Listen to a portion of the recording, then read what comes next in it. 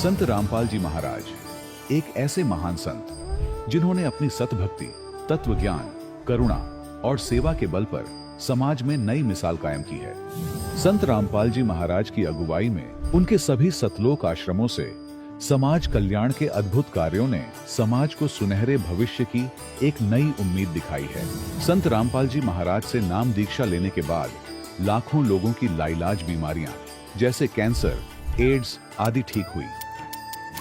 संत जी के ज्ञान से प्रेरित होकर उनके अनुयायियों ने लाखों यूनिट रक्तदान किया। संत जी ने लाखों बहन बेटियों का दहेज मुक्त विवाह करवाया।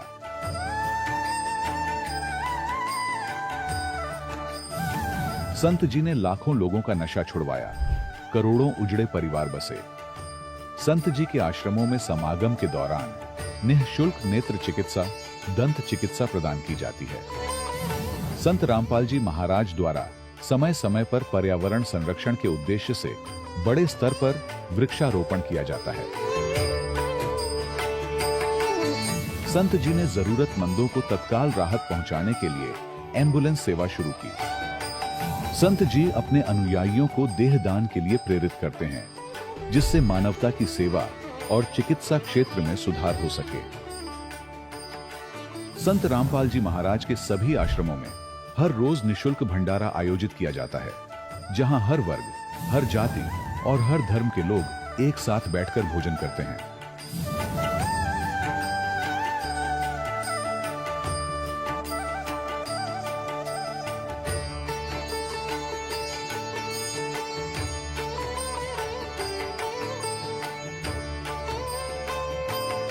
संत रामपाल जी महाराज के आश्रम में हजारों बुजुर्गों को सम्मान और प्यार के साथ जीवन जीने का अवसर मिलता है। उनके खाने, रहने और स्वास्थ्य की पूरी जिम्मेदारी संत रामपाल जी महाराज उठाते हैं। अनाथ बच्चों के लिए संत रामपाल जी महाराज के सभी आश्रम किसी वरदान से कम नहीं। यहाँ उन्हें शिक्षा, संस्कार और भविष्य के लिए बेहतर अवसर प्रदान किए जाते हैं। चाहे बाढ़ हो, भूकंप या महामारी, संत रामपाल जी महाराज और उनके अनुयायी हमेशा ही जरूरतमंदों के लिए सबसे आगे खड़े रहते हैं। कोविड महामारी के दौरान संत रामपाल जी महाराज के आश्रमों से करोड़ों लोगों के लिए भोजन, दवाइयां और जीवन रक्षक सामग्रियां उपलब्ध कराई गई। चाहे गरीब की मदद हो या किसी शोषित और पीड़ित वर्ग के हक और सम्मान की लड़ाई, संत रामपाल जी महाराज ने हमेशा ही उनकी दबी आवाज को सरकारों तक पहुंचाया है और उन्हें उचित न्याय दिलवाने में अहम भूमिका अदा की है। समाज में आध्यात्मिक और सामाजिक मूल्यों के प्रति जागरूकता लाने में संत रामपाल जी महाराज हर कदम पर मानवता के सच्चे सेवक साबित हुए हैं। संत रामपाल जी महाराज का जीवन हमें सिखाता है कि सच्ची सेवा वही है जो निस्वार्थ भाव से की जाए। आइए हम भी इस महान सेवा के कार्य में इस महान संत से जुड़ें और संत रामपाल जी महाराज से नाम दीक्षा लेकर अपने जीवन को धन्य बनाएं।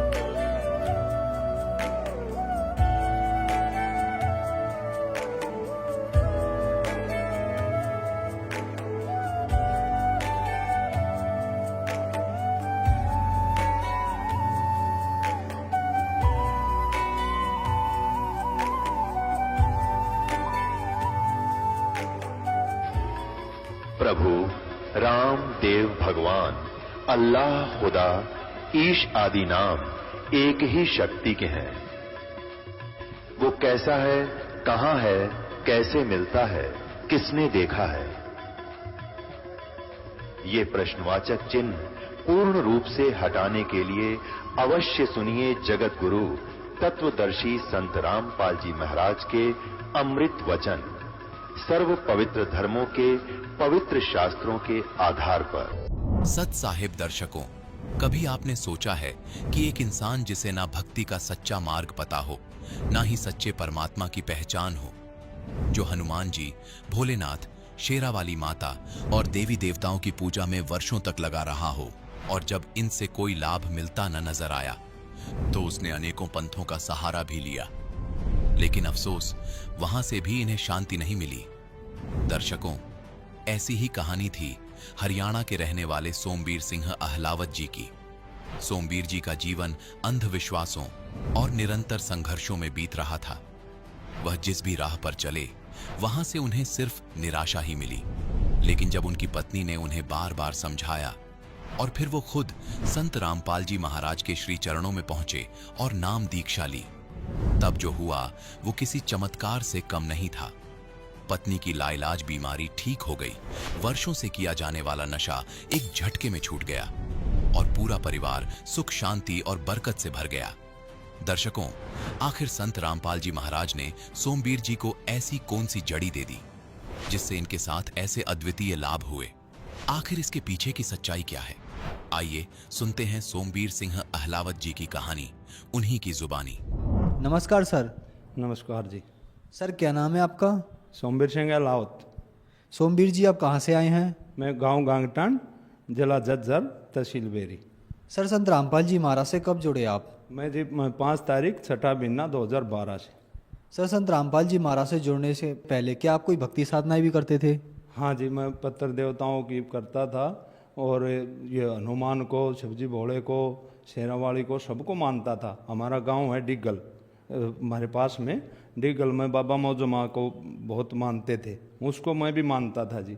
राधा स्वामी से नाम लिया था मैंने जी, ये थे कंवर सिंह महाराज, उससे लिया था, लेकिन उससे मेरे को कोई संतुष्टि नहीं मिली जी।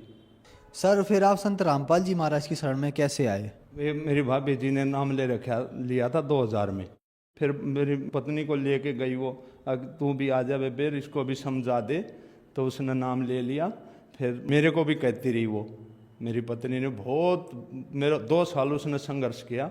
फिर मैं गया 2012 में अपना वहाँ आश्रम में गुरु रामपाल जी महाराज का नाम लिया। सर, संत रामपाल जी महाराज से नाम दीक्षा लेने के बाद क्या आपको कोई लाभ भी प्राप्त हुए? हाँ जी, बहुत ज़्यादा हुए।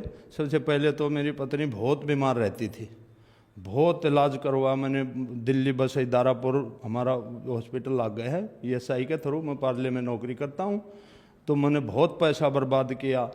फिर मेरी सिस्टर आ गई, बोला भाई इसको और बीमारी नहीं कोई ओपरा परा पाओगा। वो एक छाने को लेकर आई, उसने हमको बहुत उसमें अंधविश्वास में डाल दिया। बोले दारू की बोतल मंगाई, वो कुछ कर यार, कोई मेरे को लाभ नहीं हुआ। फिर वो बोली बोला वहाँ चलो तुम गुरुजी की शरण में। वहाँ जाने के बाद हमारे घर में बहुत सुख शांति, आज तक मेरी बीमार नहीं हुई है जी। और मेरे डांगरा में भी बहुत बरकत। मैं दारू भी पीता था, हुक्का इतना पीता था कि वो पूछो मत। मैं कहा ये भी छूट जाएगा कभी, कोई ऐसा वो है चमत्कार। तो फिर जहाँ संत रामपाल जी का नाम लेने के बाद अपने आप सारे बुराई, मेरा नशा इतना दूर हो गया जैसे चमत्कार हो गया। और जी अभी 2 बच्चे हैं, उन्होंने भी नाम ले रखा है और पत्नी ने भी ले रखा है। पूरा परिवार गुरु जी रामपाल जी महाराज की शरण में है और हमको बहुत परमात्मा ने ऐसा रास्ता दिखा दिया, ऐसी ये मतलब जो है ना भक्ति, हमको पता ही नहीं था। हम तो अंधविश्वास में बड़े हुए थे। हमने बोले गुरु जी, यहाँ गांव वाले भी बोलते हैं तुम बोला रामपाल जी महाराज के भगत हो, तो ऐसा क्या? और माँ जी दिखाओ, आप चमत्कार दिखाओ, बच्चों को कहीं सिलेक्शन करवाओ। बोला बेटा चिंता मत करो, परमात्मा करेंगे। गुरु जी रामपाल जी महाराज ने बोला। और जी अभी सिलेक्शन हुआ है मेरे छोटे लड़के का आर्मी में, संत रामपाल जी महाराज की दया से जी। सर, संत रामपाल जी महाराज से नाम दीक्षा लेने के बाद आपको बहुत सारे लाभ प्राप्त हुए। हम आपसे एक बात पूछना चाहेंगे, संत रामपाल जी महाराज और आर्य समाजियों का विवाद चलता आ रहा है, इसके पीछे क्या सच्चाई है, क्या कारण है? ये जी, ये जो थे जो आर्य समाजी, इनको पता लग गया कि ये तो ना रामपाल जी महाराज तुम्हारे सारे पोल खोल देगा। ये पूरा उसको मतलब जो हमारे वेदों में लिख रखी है, शास्त्रों में, वो सद्भक्ति बता रहे हैं और वो सब उल्टा बता रहे थे आर्य समाजियों को। इसलिए उनका वो है हमारे गुरु जी से। सर जो श्रद्धालु आज आपको देख रहा है, आप उन्हें क्या संदेश देना चाहेंगे, खास करके हरियाणा वाले लोगों के लिए आप? हम जी संदेश क्या देना, हम तो प्रार्थना करते हैं जी गुरु जी रामपाल जी महाराज की शरण में आओ और अपना कल्याण करवाओ, हम प्रार्थना करते हैं। सर संत रामपाल जी महाराज से नाम दीक्षा कैसे ले सकते हैं? जी ये आप चैनल पे टीवी पर गुरु जी का सत्संग आता है, नीचे वो पीली पट्टी पर नंबर आते हैं, हर जिले में जी नाम दीक्षा देते हैं, कोई पैसा नहीं लगता। और अपना वहाँ जाके ना वो नंबर पर फ़ोन करो, आप वहाँ मिल जाएगा जी नाम। धन्यवाद सर। सत साहिब। दर्शकों, अभी आपने सुने संत रामपाल जी महाराज से दीक्षा प्राप्त करके सुखी हुए भक्त के अनुभव। अब देखिए जगत गुरु तत्वदर्शी संत रामपाल जी महाराज के मंगल प्रवचन। अब सेठ कहने लगा, नरसिंह हे ब्राह्मण, या तो मैं थोड़े पैसे लेकर आया हूँ, काम चलाओ अपना खाने पीने का, आपने पैसे चाहिए ना, वहां आ जाना मेरे घर पे। पहले भगवान ने कहा कि भाई इतनी दूर कैसे आऊंगा, कुछ पैसे दे दे। ने बोला ना, 1 टका दूंगा और 1 टका लिख ले मेरा, और वहां आ जाइए, वहां से ले लूंगा, दे दूंगा घर पे। या नहीं दूं, अब तो बस मैं अपना रास्ते का ही खर्च लेकर आया। उसकी पत्नी ने बतेरा कहा, तू दे दे, मेरे पास रखे पैसे। ने बोला चुप रहे, तू घड़ी ना बोला है। अब वो स्नान करके बताया गया घर ने, वो घर में प्रवेश हुआ था नरसिंह सेठ कंजूस। पीछे पीछे परमात्मा पहुंच गए 1 सेकंड में। उसने तो 1 हफ्ते में सफर किया होगा, वो 2 सेकंड में 1 सेकंड पहुंच गए। और जाते क्वाड खड़खड़ाए और कहा, नौकर आए भी, बोलो कैसे ब्राह्मण? के भी सेठ जी ने मेरा 1 टका दान करने का वायदा कर रखा है, वो कहियो मेरा टका दे दे, मैं आ गए। अब उन्होंने जाकर कहा नौकरों ने कि सेठ जी, एक ब्राह्मण कह रहा है कि आपने कोई दान करने का वायदा किया था 1 टका, वो दान दक्षिणा लेने ब्राह्मण आया हुआ गेट पे। अब नरसिंह ने सोचा भाई ये तो बड़ा पीछे पड़ा, अब आज ये 1 टके की जिद कर ली, कल मनमाने के। फिर उसने किन्नू कह दे कि कल देगा, कल, आज तो थक रहा हूं मैं। अब नौकरों ने कह दिया जी कल दे लियो। उसका बाग था सेठ का, वहीं उस बाग में बिछा लिए वस्त्र, भगवान ने लौट गए उड़े।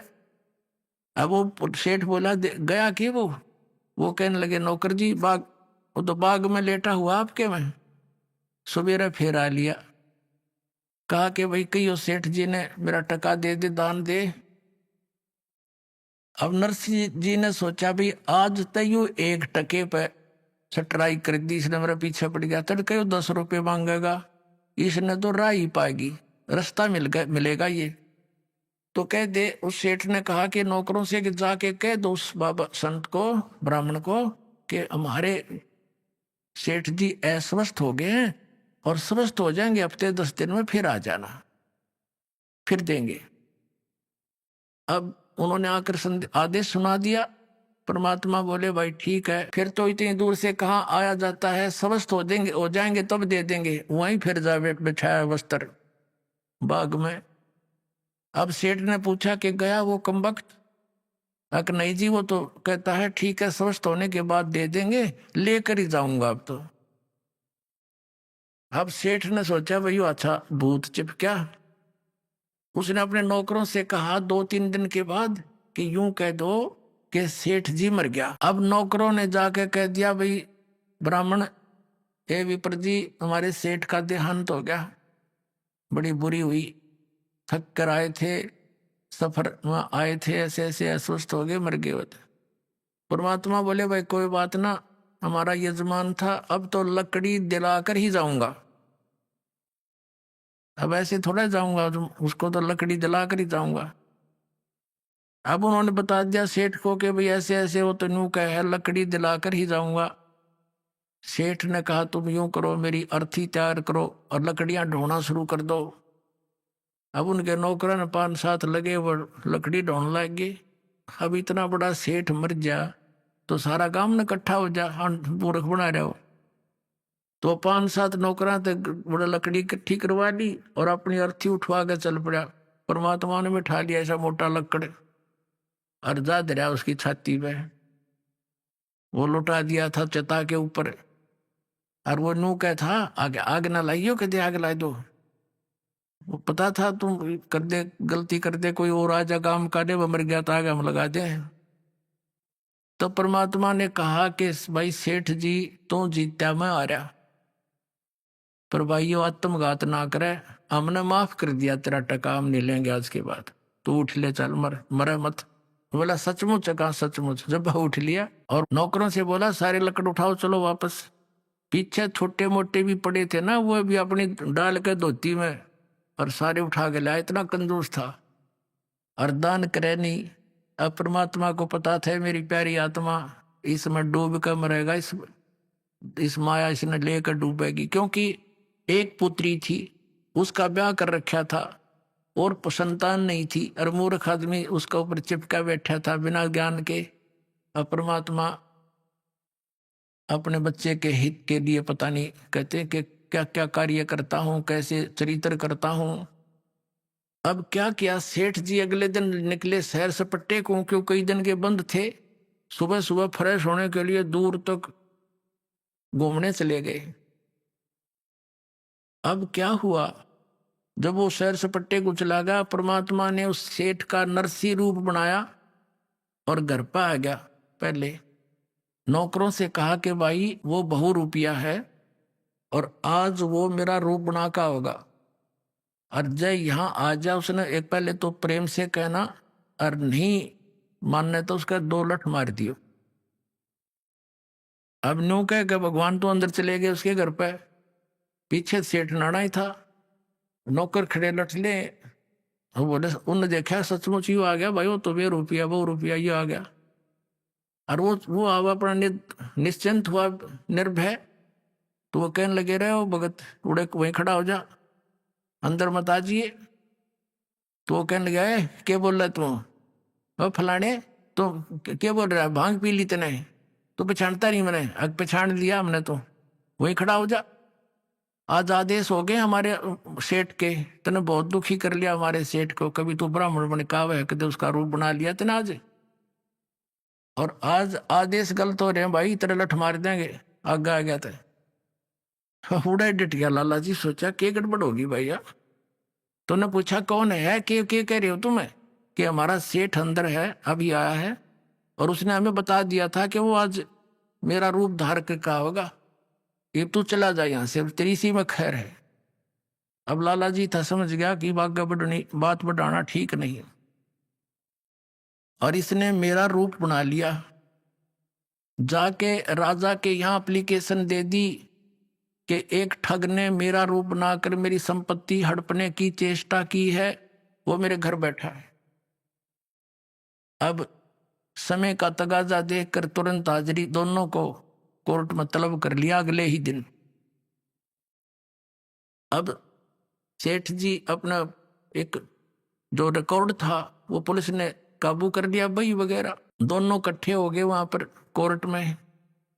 तो जज ने पूछा कि भी कोई प्रमाण बताओ, ये बही हमारे पास है, इसमें कोई ऐसा लेख बता दो जिससे हम आपको पहचान समझ सकें कि आप असली और ये नकली।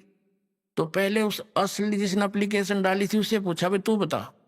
वो कहने लगा जी मैंने एक मकान बनाया था, उसमें इतनी कड़ी लाए थे, इसमें लिख रखी है, और लड़की का ब्याह करा था, उसमें इतने पैसे बात के आए थे, इतने कन्यादान के, वो भी लिख रखे। अकोर मेरा याद नहीं, इसमें तो और भी बहुत भरा पड़ा है, इसमें काफी और बता।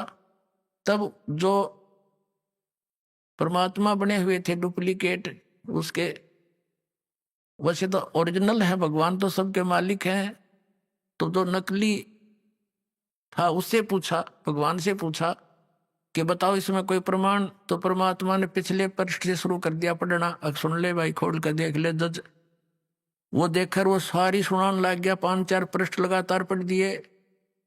तो कोर्ट ने नकली को तो असली सिद्ध कर दिया और असली को नकली, और कहा भाग जा तू यहां से, तो झूठा है। अब लाला जी ने वही समस्या, भाई अब क्या करूं, देख केवणी कुंड से जन्म का दुश्मन था मेरा यू, और इसने मेरी सारी ये संपत्ति छीन ली, बैठ गया जंगल में माथे पात के। और क्योंकि जब आदमी ऐसी समस्या में भगवान ने याद करे, वो भगवान वही पहुंच गया। लाला जी के रूप में, और कहने लगा भाई सेठ जी बोल, यह संपत्ति तेरी थी कि मेरी? ठग थी तो मेरी, पर तने नाश कर दिया तो दुश्मन कौन से जन्म का था? ने बोला मैं तेरा दुश्मन नहीं, मैं मित्र हूं तेरा। नकमे या पहले भी मेरी थी और आज भी मेरी है, तो अनजानपणे में अपनी मान रहा था। अगर ईब तेरी मृत्यु हो जाती एक दिन पहले, 2 दिन पहले, तो कहाँ थी तेरी है नालायक कहीं का? और तूने जो यह संपत्ति जोड़ी, इतना पाप इकट्ठे कर लिए, ये सिर पर धर के ले जाएगा। और इसने कौन बरतेगा? तेरी माया ने। ये तेरे रिलेट भाईचारा बैठा है, बाट देखा कदी उमर है, इसने बांटा हम जारी नारी। तन्ने के मिलेगा बुद्धू? भक्ति करी नहीं सारी उम्र में, ये कोड इकट्ठा कर लिया। और फिर परमात्मा के वचन में तो शक्ति भी होती है। एकदम आंख खुल गई, अनु बोला कति नहीं तू कर ले, क्या करेगा तू? इस नरक में थोड़ा डालूंगा अपने बच्चे को, आग में कौन गिरे? तो पैर पकड़ लिए। परमात्मा बोले तने वापस दे सकता हूँ एक शर्त पे, यदि तू इसने सारी न धर्म पुण्य में ला दे, तेरे पाप कम हो जाएंगे। कहने लगा जी आप दया कर दो, एक बार मैंने एक बार अलाउड कर दो, इसने सारी न फूक दूंगा। बोला फूकी है ना, दान करना। अब उसको अलाउड कर दी, जाते तू आ गया। उससे दिन से भंडारे शुरू कर दिए।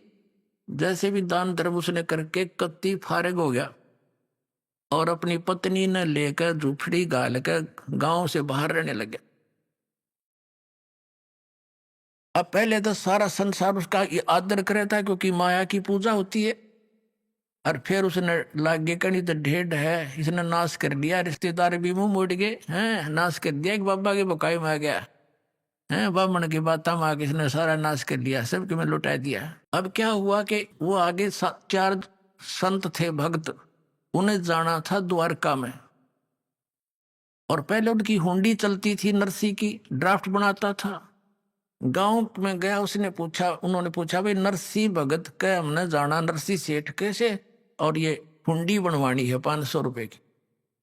तो गांव में कुछ हर तरह के व्यक्ति होते हैं, कुछ एक ने उनको मिसगाइड कर दिया कि सेठ जी ने आजकल वैराग ले लिया है और एक जंगल में झोपड़ी डालकर रहते हैं और वहीं से सारा कारोबार करते हैं, वहां जाओ, वहां से बनवा लो। अब उन्हें एक और सतर्क कर दिया था कि भाई ये वो नखरे कर गणे, कई बार कहोगे जब बनाओगा। अब वो हुंडी थारी जल्दी सी बनाएगा नहीं, उसने घना धन है उसके पास और वो नखरे बहुत करता है। अब वो साधु संत चले गए और कहा नरसी कौन है? कहा जाओ भाई ये दास है नरसी के, ले सेठ जी हमारे 500 रुपये रख दिए चांदी के और हमारी हुंडी बना दे, ड्राफ्ट बना दे। नरसी जी ने कहा महात्माओं अब मेरे पास वो पावर नहीं रही, सरकार ने छीन ली है, मेरे पास पैसा नहीं है और आप कहीं और से बनवा लो। तो वो तो चारों कहने लगे रे कमाल की बात है, ढूंढते ढूंढते यहाँ आए हैं और तू वो नखरे करता है। गांव वाले ठीक ही करे थे, तू वो पहले वाला नरसी नहीं रहा। अब सेठ जी ने सोचा है साधु संत को देते न श्राप दे दें, इनके वचन में शक्ति होती है। डर गया वो, कहने लगा, और फिर ये सोच लिया गांव वाले ने मजाक कर रखा है, मेरी तो और ज्यादा दुर्गति हो जाएगी। कहने लगा ठीक है महात्माओं रख दो।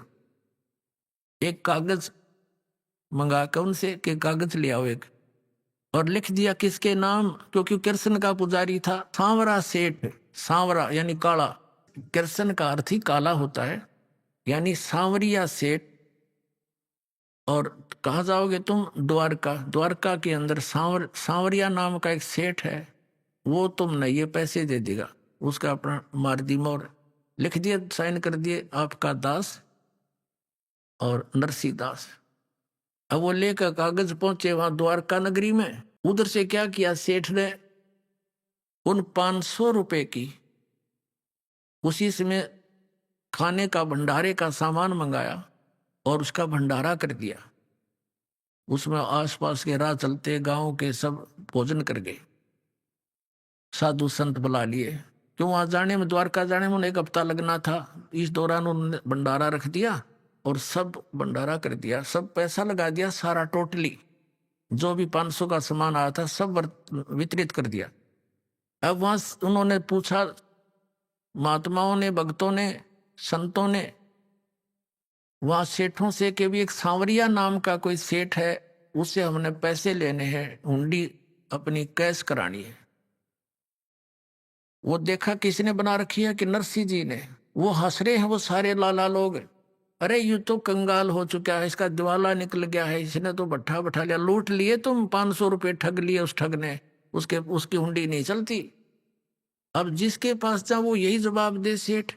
तो उसने सोचा भाई आदमी तो ऐसा ना लगा था, ठग तो नहीं दिखा था, वो तो मना करे था, हमने जबरदस्ती बनवाई उसने तय।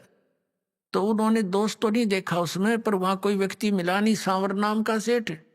तो नगर से बाहर जाकर बैठ के अगवैया के बड़ी भगवान ने, परमात्मा आपको यही मंजूर होगा फिर, ऐसा सोच रहे थे। उधर नरसिंह जी की दृष्टि खुल गई थी, मालिक की दया थी, इतना दान धर्म करने के बाद तो भगवान हाथों पर रख लेता उस पुण्यात्मा को।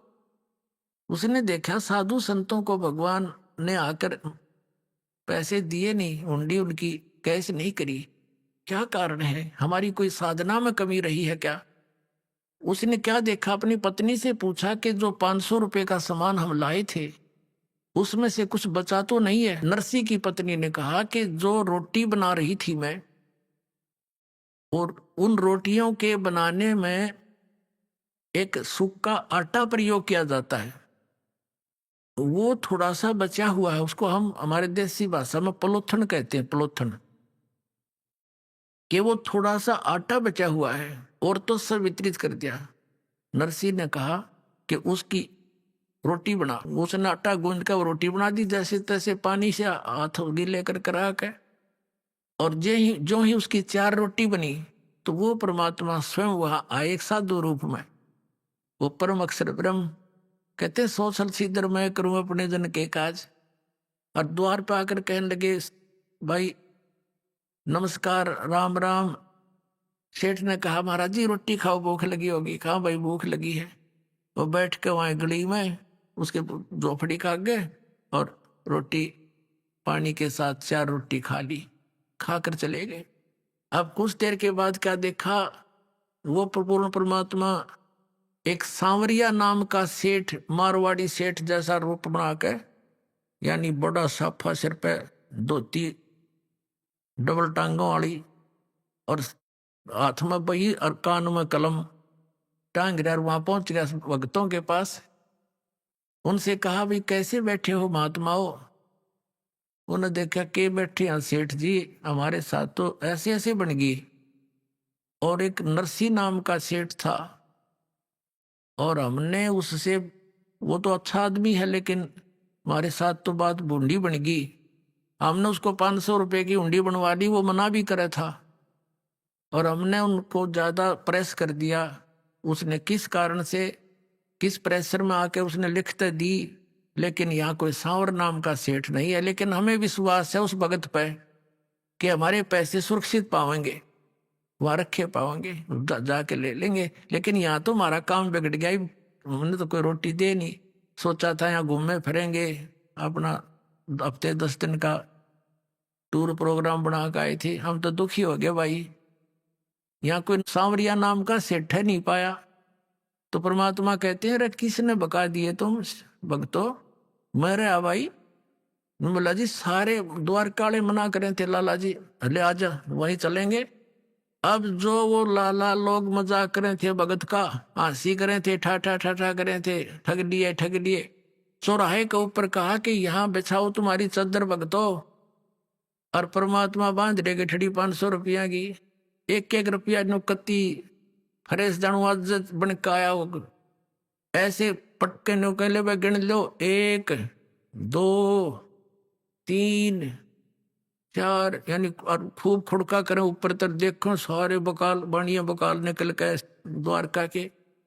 कि सांवरिया सेठ कितना आ गया भाई, और 500 रुपये दे दिए। और के कहा कि भाई भक्तों अब जाओ ना तुम नरसिंह जी के पास, उसको ये कह देना चाहिए एक कितने करोड़ों ढूंढी बेच दे, उसका दास हाजिर पाओगा। और कह दिया उसको हमेशा उसके हाजिर रहेगा दास उसका। बोलो सतगुरुदेव।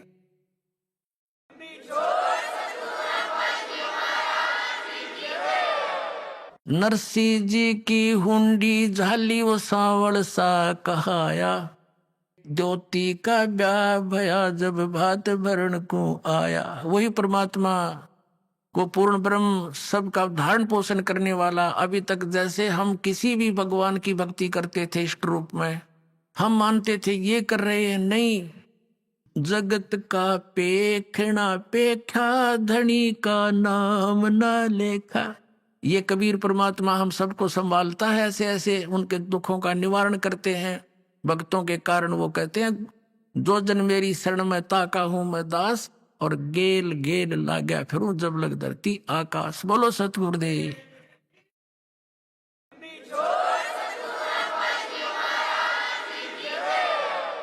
परम पिता परमात्मा पूर्ण ब्रह्म सारी सृष्टि के रचनहार कुल मालिक कबीर परमेश्वर जी की असीम कृपा से आप पुण्यात्माओं को ये सत्संग सुनने का सु अवसर प्राप्त हुआ। सत्संग में आने से प्राणी को ये ज्ञान होता है कि हम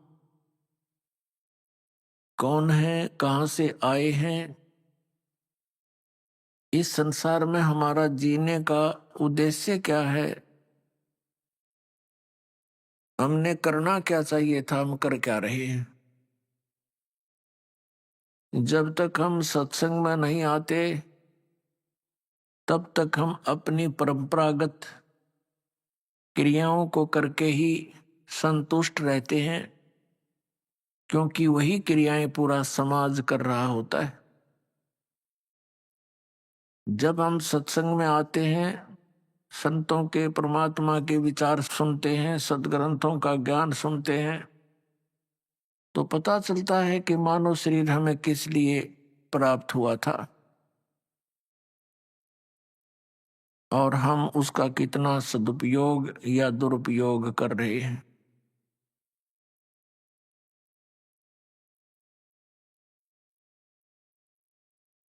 पुण्यात्माओं, दास बहुत बार कहता है कि विश्व में यदि कहीं सत्संग है तो सतलोक आश्रम है। इसके अतिरिक्त जहां भी ये श्रद्धालु सत्संग मानकर जाते हैं, उन संतों के विचार सुनते हैं, ऋषि महर्षि मंडलेश्वरों आचार्यों शंकराचार्यों के जो विचार सुनते हैं, तो वो सत्संग नहीं है। जो ज्ञान शास्त्र विरुद्ध होता है वो व्यर्थ होता है। जैसे विद्यार्थी शिक्षा ग्रहण करने के लिए टीचर के पास जाते हैं, विद्यालय में जाते हैं, और टीचर का कर्तव्य होता है कि वो सिलेबस के अनुसार ही शिक्षा बच्चों को पढ़ाए, शिक्षा दे। और यदि टीचर आउट ऑफ सिलेबस ज्ञान सुना रहा है तो वो टीचर ठीक नहीं, वो अध्यापक ठीक नहीं। पुण्यात्माओं, हमारे जो सदग्रंथ है ये अध्यात्म मार्ग का सिलेबस है, पाठ्यक्रम है।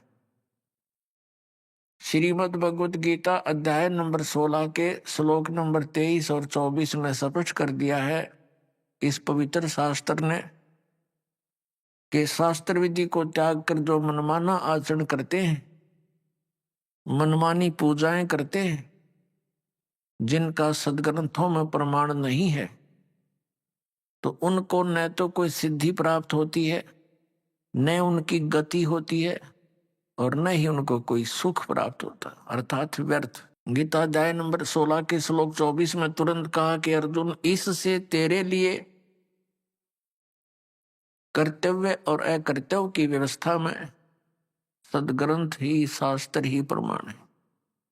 इसके अतिरिक्त किसी के लोकवेद पर विश्वास नहीं करना।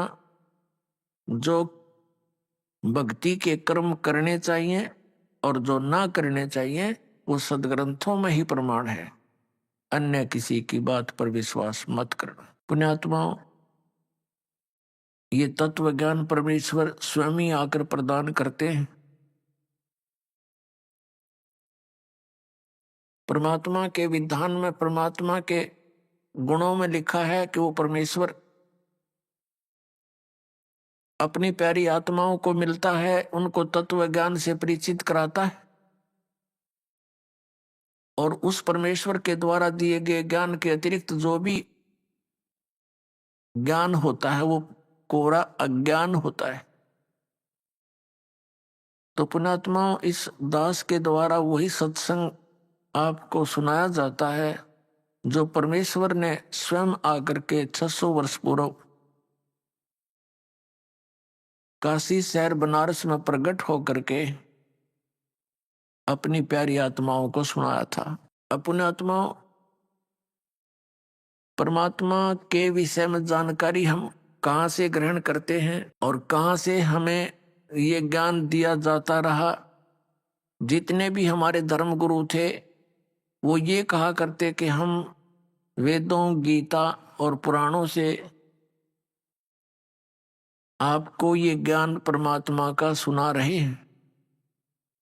हमें बड़ी खुशी होती थी कि परमात्मा के विषय में जानकारी पवित्र वेदों में, पवित्र श्रीमद् भगवत गीता में, पवित्र पुराणों में विद्यमान है, और हमारे धर्मगुरु ये सही बता रहे होंगे क्योंकि ये संस्कृत पढ़े हैं। परमात्मा 600 वर्ष पहले आए थे, उसमें ये कहा करते थे परमात्मा कि ये गुरु जो हैं ये झूठे हैं, ये तुम्हारे धर्मगुरु तुम्हारे सदग्रंथों से भी परिचित नहीं है। आदरणीय धर्मदास साहिब जी जो परमात्मा के शिष्य हुए, उनको सचखंड दिखाया, सतलोक लेकर गए। उससे पहले धर्मदास साहिब जी श्री कृष्ण, श्री विष्णु, श्री शंकर भगवान के उपासक थे, और वो ये सुना करते थे उन धर्म गुरुओं से कि हम जो ज्ञान बता रहे हैं कि श्री विष्णु जी, श्री शंकर भगवान ये पूर्ण परमात्मा है, ये अजर अमर हैं, इनकी जन्म मृत्यु नहीं होती। तो हम ये सोचा करते थे कि ये सही बोल रहे होंगे। इसी ज्ञान पर आधारित थे आदरणीय धर्मदास साहिब जी, और जिस समय परमात्मा उनको अपने विधान अनुसार आकर मिले, उनको तत्व ज्ञान समझाने की चेष्टा की, लेकिन जल्दी से धर्मदास जी का ये ज्ञान हजम नहीं हुआ। बहुत बार परमात्मा ने उनको समझाया, फिर अंत में परमेश्वर ने आदरणीय धर्मदास साहिब जी को सचखंड दिखाया, अपना निज स्थान सतलोक जहां भगवान रहते हैं और जहां हम सभी रहा करते थे, वो स्थान दिखाया, और साथ में श्री ब्रह्मा जी, श्री विष्णु जी, श्री शिव जी के वो लोक दिखाए, और साथ में स्वर्ग और नरक से परिचित कराया। उसके साथ साथ ब्रह्मलोक में भी परमात्मा उनको लेकर गए, और जहां भी भगवान परमात्मा कबीर जी जाते थे, सभी देव उनका खड़ा होकर सत्कार करते थे।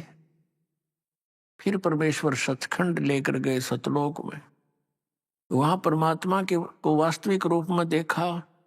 कबीर जी को जब धर्मदास जी की आत्मा को परमात्मा ने वापस छोड़ा, तब धर्मदास जी ने कहा था, हे भगवान, अब आपकी कृपा से आपका दास परिचित हुआ कि आप पूर्ण परमात्मा हैं। हे भगवान, ये श्री ब्रह्मा, श्री विष्णु, श्री शिव जी, ये तो हमारे जैसे ही जीव हैं, इनकी जन्म मृत्यु होती है। उन्होंने स्वयं स्वीकारा भगवान के सामने। तो इससे सिद्ध हुआ है कि हे परमात्मा, ये वेद और ये जितने भी सदग्रंथ हैं, ये कतेब हैं यानी पुराण हैं, ये सब झूठे हैं। क्योंकि हमारे धर्म गुरु ये कहते हैं कि पुराणों में लिखा है ब्रह्मा विष्णु महेश की कोई माता पिता नहीं, ये अजर व अमर है, सर्वेश्वर हैं, महेश्वर हैं। ये हमें बताते हैं कि वेदों में लिखा है कि ब्रह्मा विष्णु महेश ही समृद्ध शक्ति है और दुर्गा की पूजा करनी चाहिए। ये हमें बताते हैं कि वेदों में लिखा है एकादशी का व्रत करना चाहिए। हे भगवान, इससे सिद्ध है कि परमात्मा तो आप हो, ब्रह्मा विष्णु महेश तो नासवान है। तो इससे ये सिद्ध हुआ कि ये वेद और कतेब यानी ये सब धार्मिक पुस्तकें ये झूठी हैं। परमेश्वर कबीर देव जी ने कहा कि नहीं, ऐसा नहीं है, ये वेद कतेब झूठे डिवाई और झूठे हैं जो समझे ना ही। झूठे तो ये तुम्हारे धर्मगुरु आचार्य, ये शंकराचार्य, ये झूठे हैं जो वेदों और पुराणों को समझा नहीं। ये परमात्मा को निराकार बताते हैं, वेद परमात्मा को साकार बताते हैं। ये श्री विष्णु से ऊपर कोई भगवान मानते नहीं, इनको अजर व अमर मानते हैं। रजगुण ब्रह्मा, सतगुण विष्णु, तमगुण शिव जी को समृद्ध शक्ति मानते हैं। इन्हीं की राम और श्री कृष्ण की पूजा करते और करवाते हैं, जबकि ये इनके जीवनी में लिखा है कि ये नासवान है। और पुराणों में भी ऐसा ही लिखा है धर्मदास। तो पुण्यात्मा, ये दया करी परमेश्वर ने, आज ये वेद और गीता और पुराण हमारे लिए प्रथम कक्षा की बुक होगी, नहीं हमारे लिए पढ़ बना हुआ था। पता नहीं वेदों में क्या लिखा है। गीता जी को हम समझ नहीं सके क्योंकि इन्होंने अनुवाद गलत कर दिए,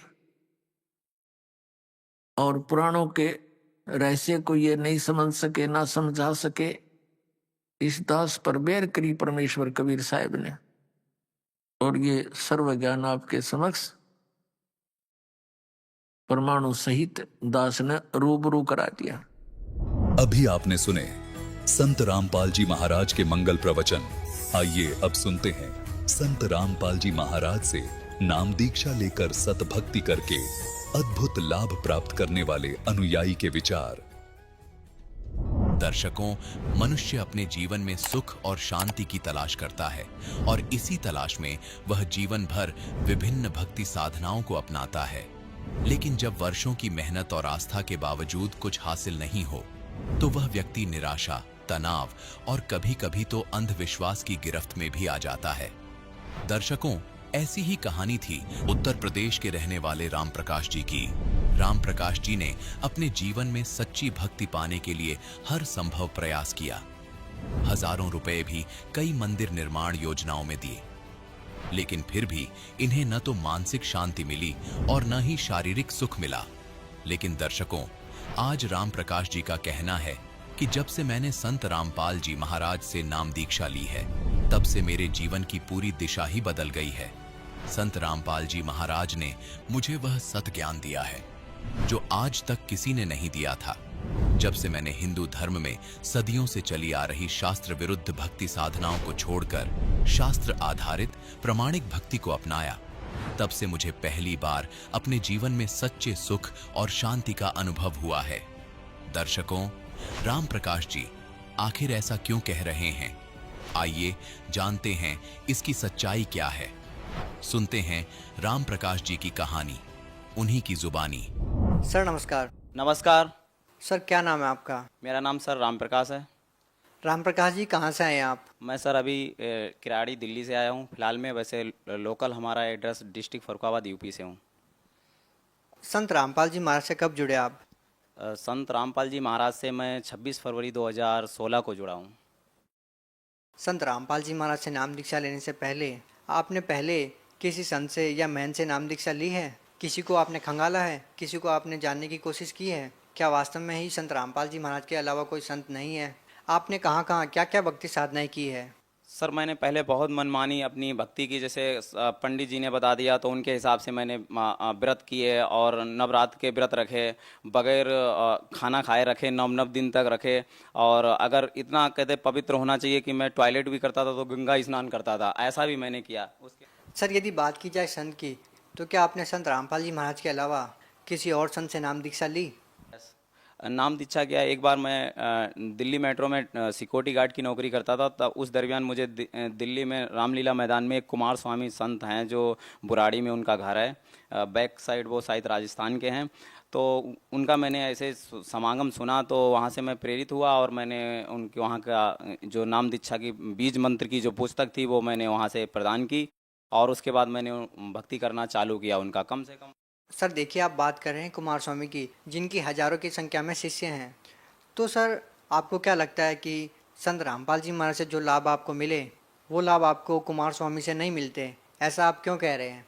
सर मैं बहुत ज़्यादा उनकी उसमें भक्ति में घुसने लगा, कभी वृंदावन, कभी हरिद्वार, कभी शिमला, जहाँ जहाँ उनके समागम होते थे वहाँ जाता था। विशेष कृपा के लिए एक बार रसीद कटवाई 3100 की और फिर विशेष कृपा वाला जो 2000 की धुनी होती थी वो मंगवाता था और ये सारे जो जो बताते थे वो करते थे। फिर भी हम जाते थे, हम कहते थे आपका जो भी बताइए हम वो करेंगे। हमने कहा था आपका 51,000 रुपये का वो भी दे देंगे, मंदिर जो बनना था कह रहे थे वहाँ पे स्वर्ण मंदिर बनाएंगे वृंदावन में। हमने कहा हम उसमें हम दान भी कर देंगे, लेकिन हमारा ग्रोथ नहीं हो रहा, हमारा बिजनेस बिल्कुल डाउन जा रहा है, हमारे साथ के जो लोग हैं वो कामयाब हो रहे हैं, हम क्यों नहीं कामयाब हो रहे हैं।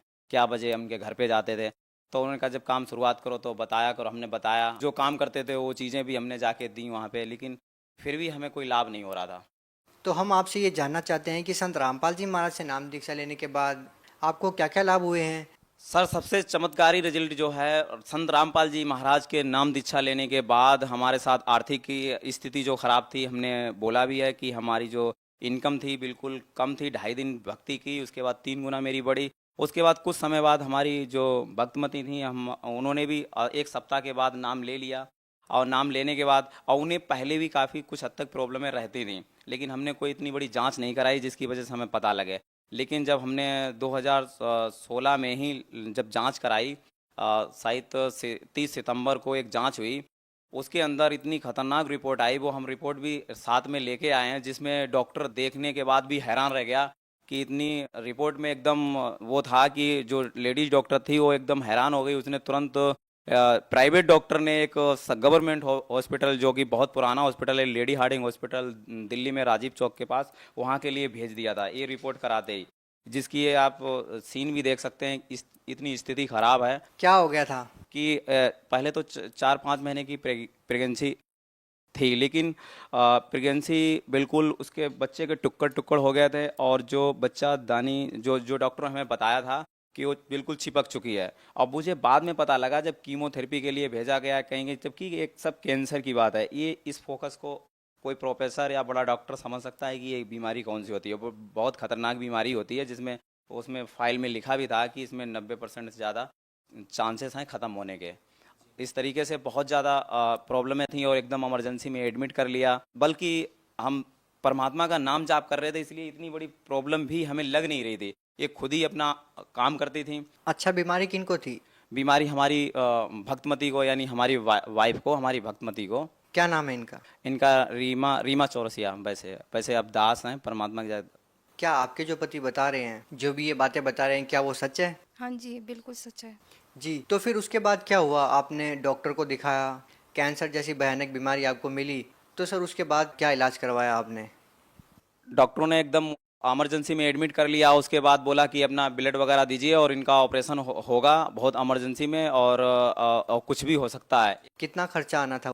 खर्चे के लिए बता रहे थे कि एक डॉक्टर ने बताया भी था कि अगर इसका पूरा प्रोसेस होता है कि एक एम्बुलाइजेशन भी किया जाएगा, क्योंकि आपके अभी बच्चे नहीं हैं और ये जो स्थिति है बहुत ख़राब हो चुकी है। अगर ऑपरेशन करते हैं ब्लीडिंग बहुत ज़्यादा होगी, बच्चादानी निकालनी भी पड़ेगी, तो ये वाला ऑपरेशन बहुत ख़तरनाक है, ये हम नहीं करेंगे क्योंकि आपकी उम्र कम है, आपकी मेरी भक्तमती की। तो उस हिसाब से उन्होंने एक एम्बुलाइजेशन बोलते हैं उसको, वो जीवी पंथ में या बहुत बड़े बड़े हॉस्पिटलों में ही होता है, तो उसके लिए उन्होंने बोला और शॉर्ट में एक बार बताया भी था कि इसमें 10 लाख का खर्चा आता है। तो हमने कहा हम पैसा है ही नहीं, हम गरीब आदमी, हम कहाँ से ऐसे कर पाएंगे पैसा, इतनी स्थिति हमारी ख़राब है। फिर उन्होंने बोला कोई बात नहीं, इस बीमारी के लिए हम बाहर दूसरे देश होते हैं, वहाँ से हम पैसे का भी व्यवस्था कर लेंगे, लेकिन आपका करेंगे जो भी है और हम देखेंगे। इस तरीके से परमात्मा की दया से फिर हमने कहा ऑपरेशन बच नहीं सकता। हमने बहुत कोशिश की, हमने कहा मैं भी कुछ आयुर्वेद की चीज़ें जानता हूँ और ऐसे ऐसे कंपनी में वो चीज़ खिला सकता हूँ, तो उन्होंने साफ मना कर दिया, कोई चीज़ नहीं देनी है, और आप सिर्फ ऑपरेशन ही इसका रास्ता है। बड़े प्रोफेसर से भी मेरी बात हुई, डॉक्टर से जो केस को हैंडल कर रहे थे मेरी मैडम का, तो उन्होंने साफ मना कर दिया कि ऑपरेशन ही होगा और डेट भी डाल दी। और जीबी पंत के एक डॉक्टर हैं, उनसे बात भी कर ली और लेटर भी हमारे पास है, जीबी पंत के लिए रेफ़र किया गया। तो फिर उसके बाद हमने बस यही किया कि हमने परमात्मा के पास फ़ोन किया, अपने तत्वदर्शी संत रामपाल जी महाराज के यहाँ पे फ़ोन किया और अपनी अरदास लगवाई। उसके बाद उन्होंने जो बताया वो हमने किया और वो करते ही हमारा जो रिपोर्टें जो थीं, 3 दिन के बाद ऑपरेशन होना था। उसके बाद ये रिपोर्ट जो ये लेडी हार्डिंग के लिए भेजा था जीबी पंत के लिए, ये लेटर है वो। इसके बाद हमने तुरंत अपना जो बताया, मैं अपना जाप करता रहा और परमात्मा की दया से, संत रामपाल जी महाराज की दया से हमारा धीरे धीरे रिपोर्ट नॉर्मल कुछ होने लगी। सर, जैसा कि आपने बताया कि आपको बहुत सारे लाभ मिले हैं, आपकी पत्नी को कैंसर जैसी भयानक बीमारी थी, तो सर उसके बारे में आप बताएं कि आपकी पत्नी को कैंसर हो गया था, वो कैसे ठीक हुआ? सर, इसके पहले जैसे ही ज्योतिषों को हमारी भक्तमती ने दिखाया था, पंडितों को दिखाया था, तो उन्होंने कहा था कि इनकी अल्पायु है और इनकी कुछ ही समय की उम्र है, तो उम्र कम है। अगर हम संत रामपाल जी महाराज की शरण में नहीं होते तो उनकी पक्का निश्चित मौत होनी थी। उसका चमत्कार ये है कि जब किसी की अल्पायु है तो बीमारी एक बहाना लेके आती है। उसके लिए मैं कुछ रिपोर्ट दिखाना चाहूँगा। ये रिपोर्ट है और इसके अंदर आप देख सकते हैं, ये पेज है, इसको भी आप देख सकते हैं। ये इतनी खतरनाक प्रॉब्लम थी कि कौन से हॉस्पिटल की रिपोर्ट है?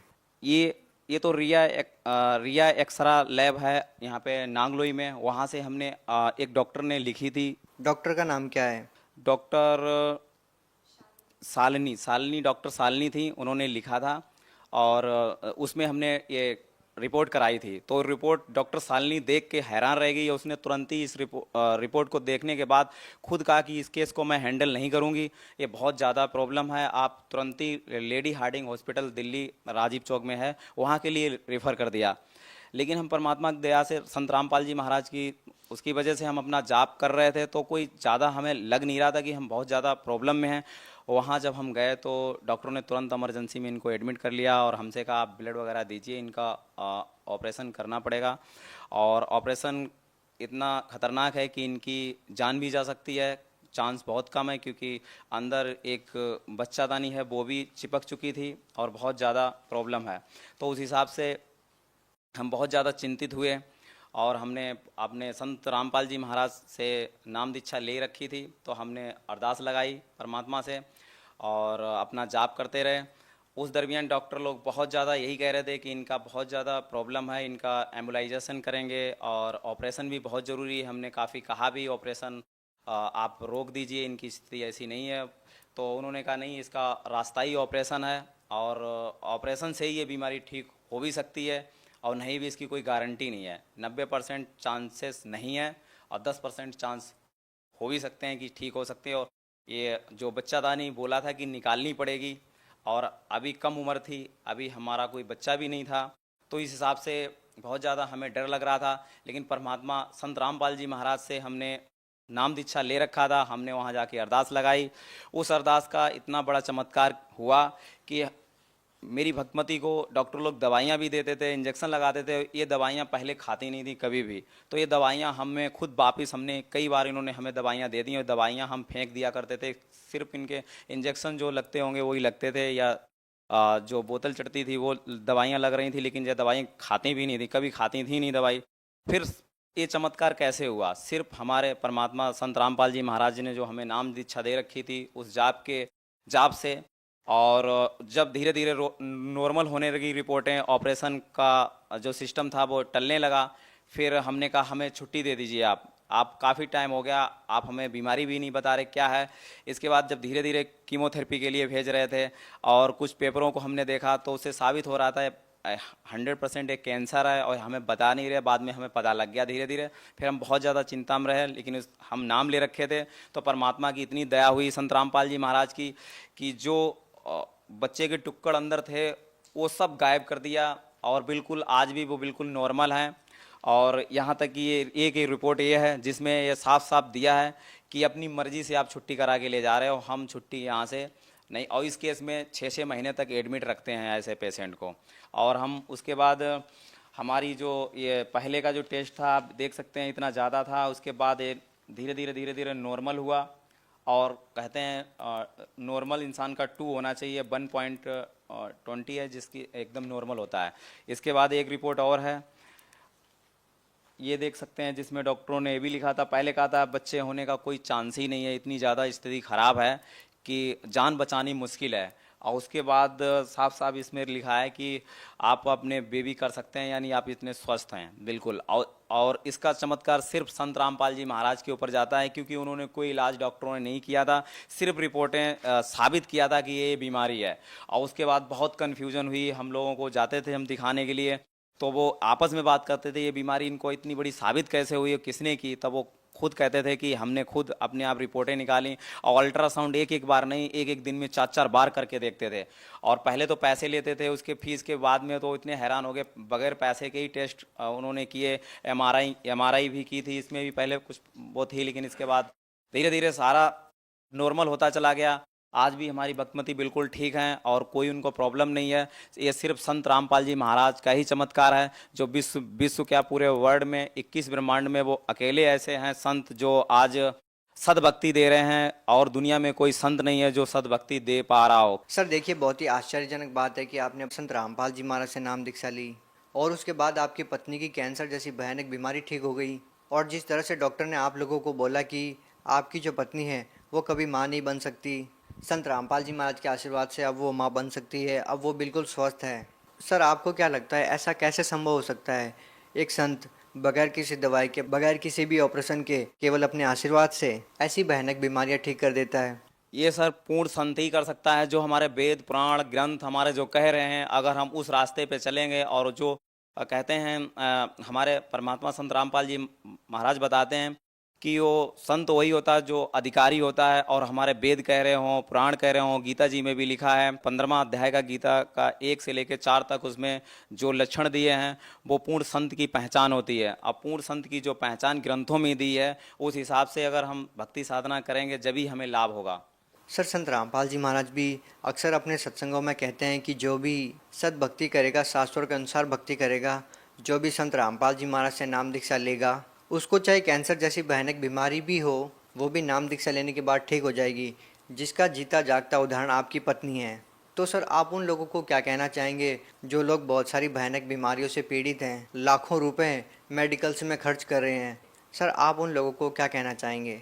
हम उन लोगों को यही प्रार्थना करना चाहते हैं हाथ जोड़ के कि जैसे हमें लाभ हुए हैं, हमारी पत्नी को लाभ हुए हैं, हमारे पिताजी को दिखाई नहीं दे रहा था, और हमारा भाई बहुत ज़्यादा दारू पीता था, और यहाँ तक कि वो दारू खुद बनाता था और बना के पीता था, और हमने उनको ज्ञान परमात्मा की रजा हुई बताया तो उन्होंने नाम दीक्षा ली। उसके बाद उन्होंने दारू पीना छोड़ दिया, अब अभी भक्ति कर रहे हैं और बिल्कुल स्वस्थ हैं, ठीक हैं। और मेरे पिताजी को दिखाई नहीं दे रहा था और उनकी किडनी में भी प्रॉब्लम है और वो भी बिल्कुल स्वस्थ हैं। आज 85 साल की एज है उनकी, आज वो बाग बगीचा हर जगह जाते हैं, हम खेतों में जाते हैं। तो ऐसे स्वस्थ, ऐसे बहुत चमत्कार हैं जो कि हमारे साथ हो रहे हैं। तो अगर ये सद्भक्ति आप करेंगे, संत रामपाल जी महाराज ने जो ज्ञान बताया है उसके आधार पे आप चलते हैं और अपनी मर्यादा में रहते हैं, तो आपको जैसे हमें लाभ हुए हैं ऐसे आपको भी हर प्रकार के लाभ होंगे। जैसे आर्थिक लाभ हमें हुआ, आपको भी होगा। और लेकिन वही है, जैसे परमात्मा अपने ज्ञान में बताते हैं कि हमें अपनी मर्यादा में रहना है। जैसे कि कोई खिलाड़ी खेल खेल रहा है, चाहे वो क्रिकेट हो या कबड्डी, कोई जो हमारी रेखा दी गई है मर्यादा की, उस मर्यादा में रह के अगर वो खेल खेलेंगे जब भी जाके उनका सफलता मिलेगी। ऐसे ही हमारी परमात्मा की जो भक्ति करने का जो वेदों के अनुसार जो परमात्मा बताते हैं संत रामपाल जी महाराज, उसके हिसाब से हम चलेंगे और मर्यादा से रहेंगे तो हमें सर्व सुख मिलेंगे, और हमारे जितने भयानक से भयानक रोग होंगे वो भी हमारे समाप्त होंगे, और हमें यहाँ का भी आर्थिक सुख और लाभ मिलेगा। बहुत बहुत धन्यवाद। Thank you.